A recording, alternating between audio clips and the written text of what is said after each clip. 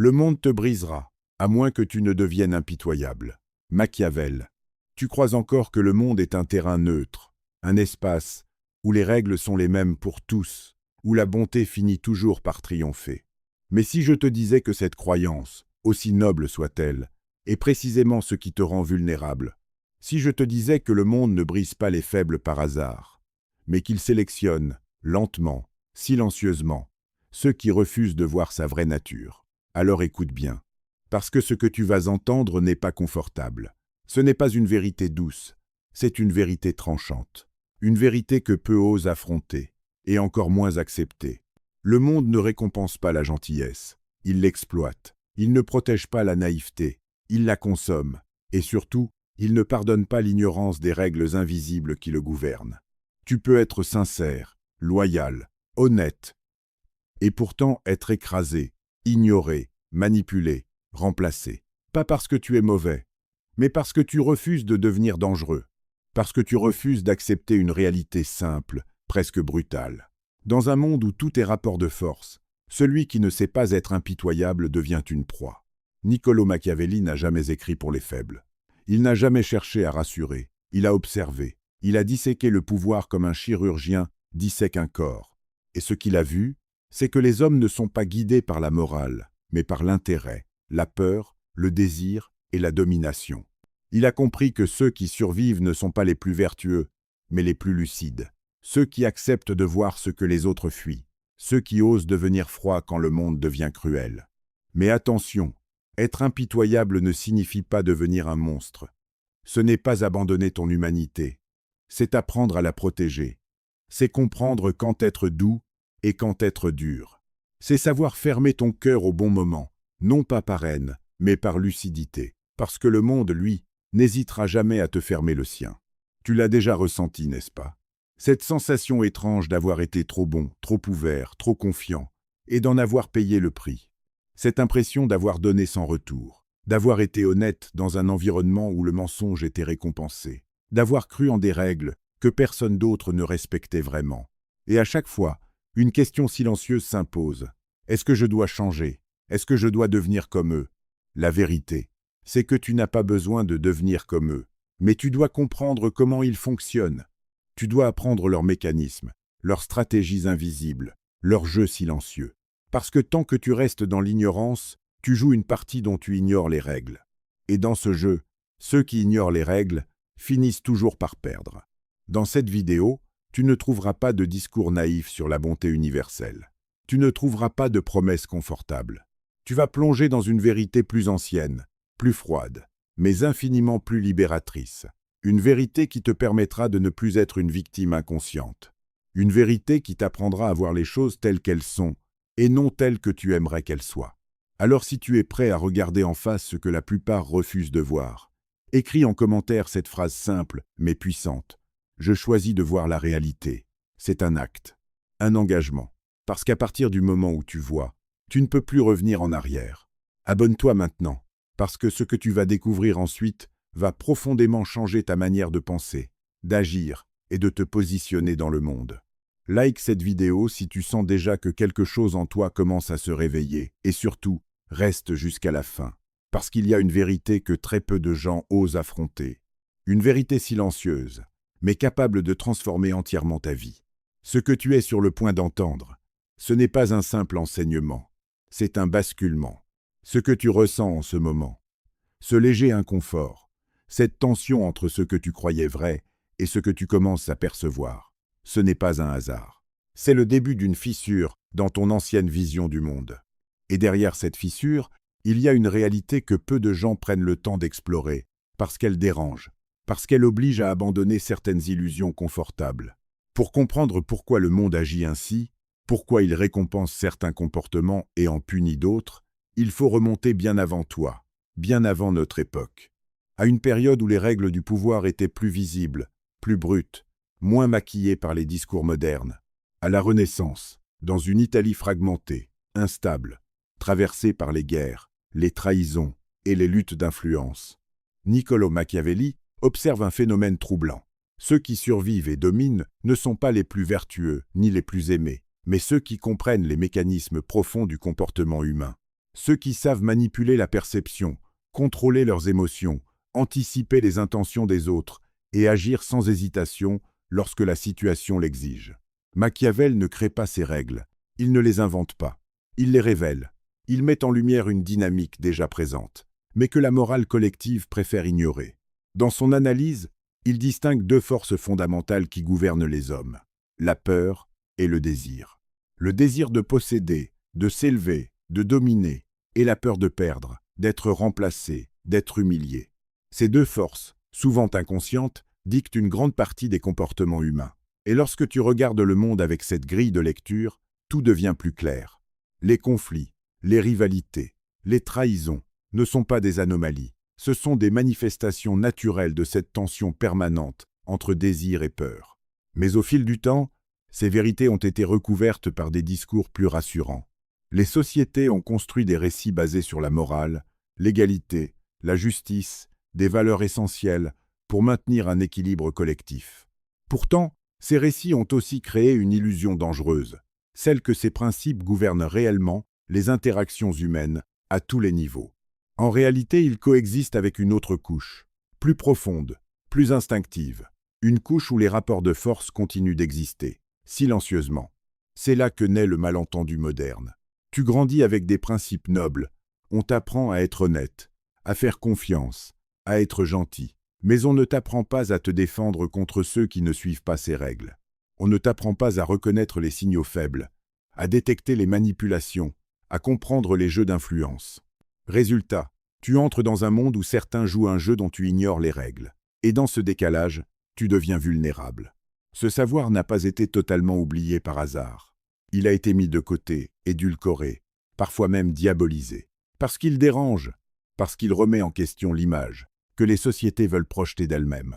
Admettre que le pouvoir obéit à des règles froides, que la moralité n'est pas toujours le facteur déterminant, c'est accepter une part d'ombre dans la nature humaine. Et cette part d'ombre, beaucoup préfèrent ne pas la regarder. Pourtant, elle est là. Elle s'exprime dans les environnements professionnels, dans les relations sociales, dans les dynamiques de groupe. Elle se manifeste lorsque quelqu'un te sourit en façade, mais agit contre toi en silence. Lorsque tes efforts sincères sont ignorés au profit de stratégies plus calculées. Lorsque la loyauté est exploitée et non récompensée. Ce ne sont pas des exceptions, ce sont des schémas. Comprendre cela ne te rend pas cynique. Cela te rend lucide. Et la lucidité est une forme de protection. Elle te permet de voir les choses sans filtre, sans projection naïve. Elle t'offre la possibilité de choisir comment réagir, comment te positionner, comment protéger ton énergie et tes intérêts sans perdre ton intégrité. Mais cette prise de conscience a un prix. Elle t'oblige à abandonner certaines illusions. Elle t'oblige à accepter que le monde n'est pas toujours juste, que les intentions des autres ne sont pas toujours alignées avec leurs paroles, que la bonté seule ne suffit pas à te protéger. Et c'est là que beaucoup reculent, parce que cette vérité est inconfortable. Elle brise une vision rassurante du monde. Pourtant, c'est précisément cette vérité qui peut te libérer, parce qu'une fois que tu comprends les règles réelles du jeu, tu n'es plus obligé de subir. Tu peux observer, anticiper, t'adapter. Tu peux choisir quand être ouvert et quand être fermé, quand faire confiance et quand rester prudent. Tu reprends le contrôle de ta position dans le monde. Et ce que nous allons explorer maintenant va aller encore plus loin, parce que comprendre les règles est une chose. Mais savoir comment elles s'appliquent concrètement dans ta vie, dans tes interactions, dans tes décisions, c'est là que tout change. Ce que tu vas découvrir dans la suite, ce sont les mécanismes invisibles qui déterminent pourquoi certaines personnes avancent pendant que d'autres stagnent ou se font écraser, sans même comprendre pourquoi. Ce que tu viens de comprendre n'est encore qu'une surface, une première couche, une prise de conscience nécessaire, mais insuffisante.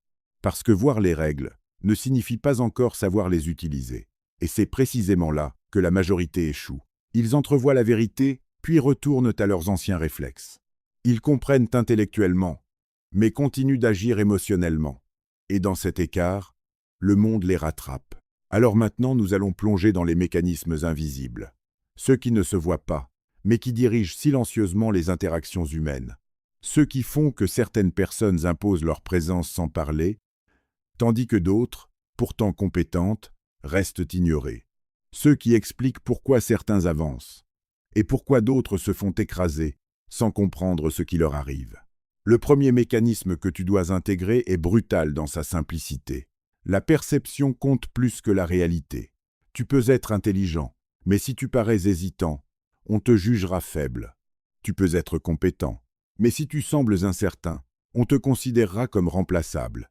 Le monde ne réagit pas à ce que tu es réellement, il réagit à ce que tu dégages. Et cette différence, invisible pour beaucoup, est un levier immense pour ceux qui la comprennent. Regarde autour de toi. Combien de fois as-tu vu quelqu'un moins compétent que toi obtenir plus de respect, plus d'opportunités, plus d'influence? Ce n'est pas un hasard. Cette personne a compris, consciemment ou non, comment maîtriser la perception. Elle a compris que le monde ne cherche pas la vérité, il cherche des signaux. Des signes de confiance, de contrôle, de dominance. Et celui qui envoie les bons signaux prend l'avantage. Deuxième mécanisme. Le respect naît de la limite, pas de la gentillesse. Plus tu es disponible, plus tu es accessible, plus tu dis oui, moins tu es respecté. Pourquoi? Parce que l'humain valorise ce qui résiste, ce qui n'est pas immédiatement acquis, ce qui impose une frontière. Lorsque tu n'imposes aucune limite, tu envoies inconsciemment un message. Tu es exploitable. Et le monde, naturellement, exploite ceux qui ne résistent pas. Cela ne signifie pas devenir dur en permanence. Cela signifie savoir dire non sans trembler, savoir te retirer sans te justifier, savoir refuser sans culpabiliser. Parce que chaque fois que tu acceptes quelque chose contre ton intérêt, tu diminues ta propre valeur aux yeux des autres. Et ce processus est souvent invisible, jusqu'à ce qu'il soit trop tard. Troisième mécanisme. Les gens testent tes faiblesses avant de respecter ta force. Ces tests ne sont pas toujours conscients. Parfois, ce sont de petites remarques, des provocations légères, des demandes déplacées, mais derrière ces gestes, il y a une question silencieuse. Jusqu'où peut-on aller avec toi? Et ta réponse, même subtile, va définir la manière dont tu seras traité. Si tu laisses passer, si tu hésites, si tu t'excuses sans raison, tu viens de fixer un standard, et ce standard devient ta réalité. À l'inverse, si tu réagis avec calme, fermeté, sans émotion excessive, tu redéfinis immédiatement la dynamique. Tu montres que tu n'es pas accessible à la manipulation, et cela change tout. Quatrième mécanisme. Le silence est une arme, mais seulement pour ceux qui savent l'utiliser. Beaucoup pensent que parler plus, expliquer plus, se justifier plus, va les protéger. C'est l'inverse. Plus tu parles, plus tu exposes tes intentions, tes failles, tes hésitations. Le silence, lui, crée de l'incertitude. Et dans cette incertitude, tu deviens difficile à lire, donc difficile à manipuler. Mais attention, le silence n'est pas une fuite, ce n'est pas une absence, c'est une présence maîtrisée. C'est savoir quand ne pas répondre, savoir quand observer, savoir laisser l'autre parler, se révéler, se trahir. Et dans ce jeu, celui qui parle le moins comprend le plus. Cinquième mécanisme. L'émotion non maîtrisée est une porte ouverte au contrôle. Chaque fois que tu réagis impulsivement, tu donnes à l'autre une information précieuse. Tu lui montres ce qui t'affecte, ce qui te touche, ce qui te déstabilise. Et une fois que cette information est visible, elle peut être utilisée contre toi. C'est pour cela que les individus les plus influents ne sont pas ceux qui n'ont pas d'émotions, mais ceux qui savent les contenir, ceux qui ne réagissent pas immédiatement, ceux qui prennent un temps, un recul, et qui choisissent leur réponse au lieu de la subir. Alors pose-toi cette question, et sois honnête avec toi-même. Dans combien de situations réagis-tu encore sans contrôle? Dans combien de moments laisses-tu tes émotions décider à ta place? Sixième mécanisme. Le monde respecte davantage ce qu'il craint légèrement que ce qu'il aime totalement. C'est une vérité inconfortable, mais constante. Si tu es uniquement apprécié, tu es remplaçable. Si tu es respecté avec une légère tension, tu deviens indispensable. Parce que la peur, même subtile, crée une limite que les autres hésitent à franchir. Cela ne signifie pas devenir menaçant ou agressif. Cela signifie projeter une forme de solidité. Une présence qui ne peut pas être facilement contournée. Une énergie qui dit silencieusement « il y a des limites ici ». Septième mécanisme. La cohérence entre ce que tu dis et ce que tu fais est une forme de pouvoir rare. Beaucoup parlent, promettent, expliquent, mais peu agissent avec constance. Et cette incohérence affaiblit leur position. À l'inverse, lorsque tes actions sont alignées avec tes paroles, tu deviens prévisible dans le bon sens, fiable, solide. Et cette solidité crée du respect. Huitième mécanisme, le détachement stratégique. C'est l'un des plus puissants et des plus mal compris. Le détachement ne signifie pas ne rien ressentir. Il signifie ne pas dépendre. Ne pas être accroché à un résultat, à une personne, à une validation. Parce que dès que tu dépends, tu perds du pouvoir. Le monde perçoit immédiatement celui qui a besoin et celui qui choisit. Et entre les deux, la différence est immense.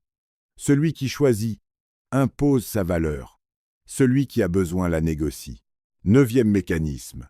La rareté augmente la valeur. Plus tu es présent partout, plus tu deviens banal. Plus tu es accessible à tout moment, plus tu es prévisible. Et la prévisibilité, dans un monde de compétition, réduit ton impact.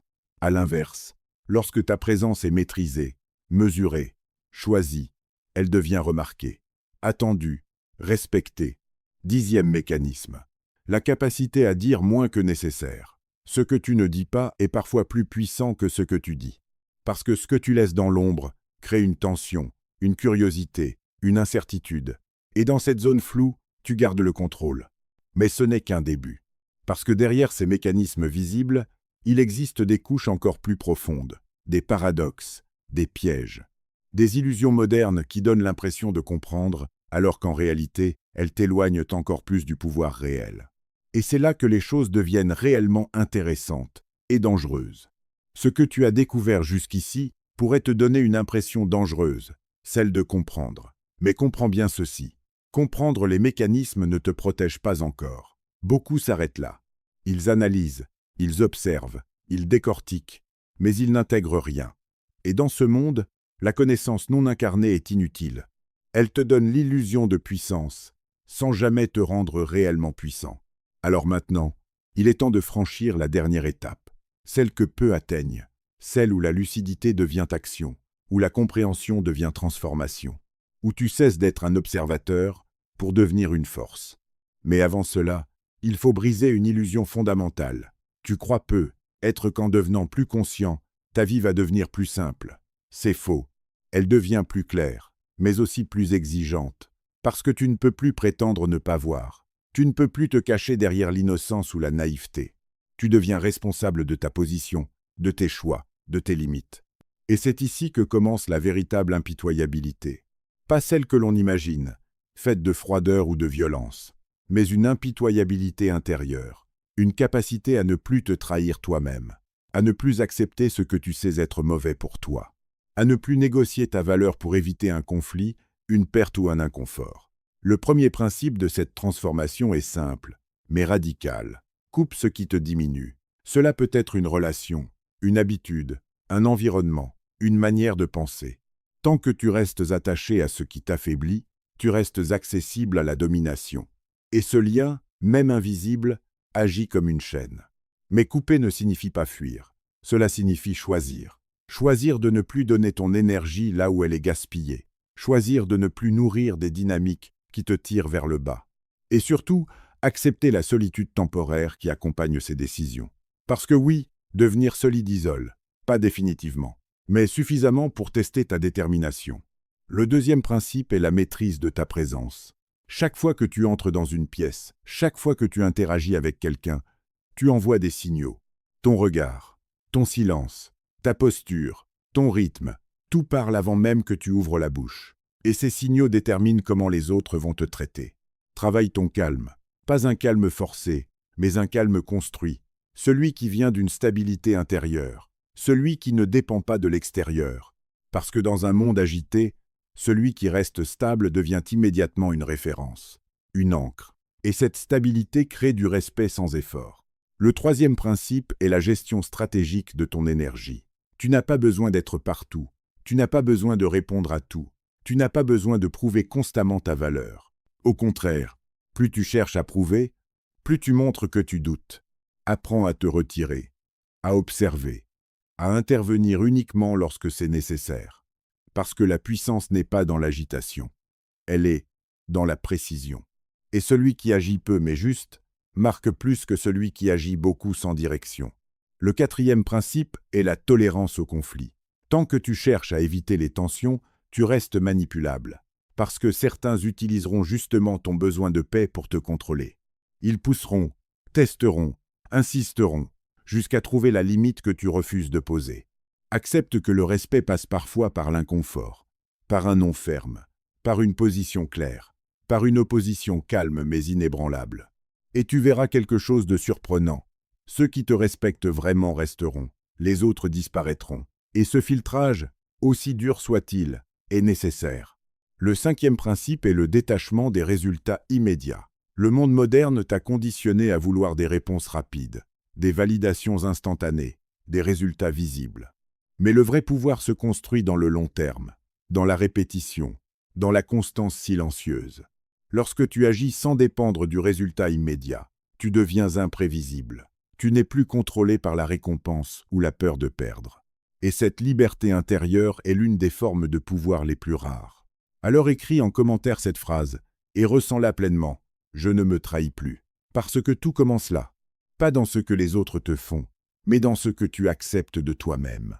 Le 6e principe est la capacité à voir sans réagir. C'est peu, être le plus difficile. Observer une manipulation sans y céder. Voir une injustice sans exploser. Comprendre une dynamique toxique. Et choisir ta réponse au lieu de subir une réaction. Ce contrôle n'est pas de la faiblesse, c'est une domination intérieure. Parce que celui qui contrôle ses réactions ne peut pas être contrôlé par les autres. Le 7e principe est la construction d'une identité solide. Tant que tu te définis à travers le regard des autres, tu es instable. Tant que tu cherches la validation, tu es dépendant. Mais lorsque tu sais qui tu es, profondément, sans avoir besoin de le prouver, tu deviens difficile à influencer. Et cette solidité ne se construit pas en un jour. Elle se forge dans les choix quotidiens, dans les moments où tu pourrais céder, mais où tu tiens, dans les situations où tu pourrais fuir, mais où tu restes aligné. Le 8e principe est le refus de la médiocrité intérieure. Le monde peut être injuste, imparfait, dur, mais cela ne doit pas devenir une excuse pour baisser ton niveau. Au contraire, plus l'environnement est instable, plus ta rigueur doit être élevée. Exige de toi ce que les autres n'exigent pas. Discipline, clarté, lucidité, parce que c'est cette exigence qui te place au-dessus du chaos ambiant. Le 9e principe est la conscience du temps. Tout ce que tu fais aujourd'hui construit ta position de demain. Chaque décision, chaque compromis, chaque renoncement laisse une trace. Et ces traces s'accumulent. Le monde ne te brise pas en un jour. Il t'érode lentement, par petites concessions, par petits abandons. Et c'est pour cela que la vigilance est essentielle. Parce que ce sont les détails qui déterminent la trajectoire. Et enfin, le dernier principe, le plus important, accepter que le monde ne changera pas pour toi. Tu peux espérer, tu peux souhaiter, tu peux croire, mais au final, c'est toi qui dois t'adapter. Pas en te déformant, mais en te renforçant. Parce que le monde teste en permanence. Il pousse, il observe, il ajuste. Et face à cela, tu as deux choix. Subir ou évoluer. Alors pose-toi cette dernière question et prends le temps d'y répondre honnêtement. Es-tu prêt à devenir celui que le monde ne peut plus briser? Parce qu'à partir du moment où tu fais ce choix, tout change. Pas immédiatement, pas visiblement, mais profondément.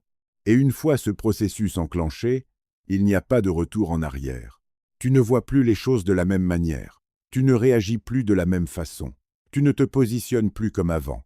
Tu deviens plus calme, mais plus dangereux, plus silencieux, mais plus impactant, plus seul parfois, mais infiniment plus libre.